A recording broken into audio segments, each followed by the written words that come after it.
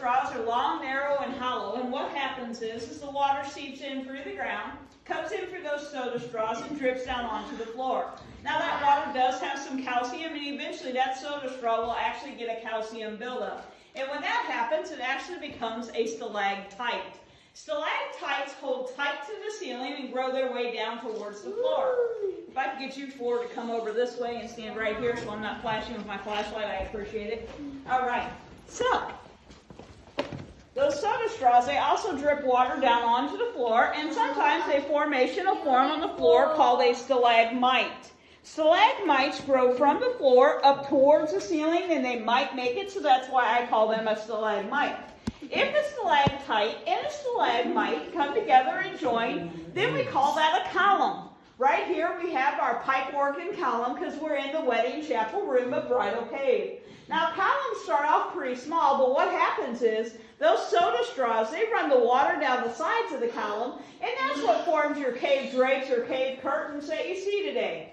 Back in 1948, we opened our cave as a show cave and opened up that main entrance right there. Anytime before 1948, if you wanted to come through the cave, you had to come in through that entrance right there. So you would crawl through red clay and mud to make it in through that entrance. The Osage Native Indians used to come in and get married. When they did, they came through that entrance right there and brought their chief with them. The chief is the person who actually performed the ceremony.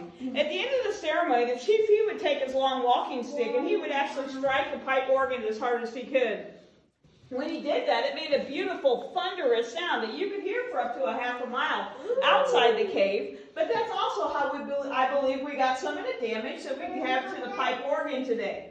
Now, we do keep up with the tradition of the weddings. We have 3 of them today. We bring our bride and groom in right here. We put the pastor right here, and then we usually put the photographer right over here. Then we put about 50 people into the room. At one point in time, we've had 107 people in this room to watch a wedding.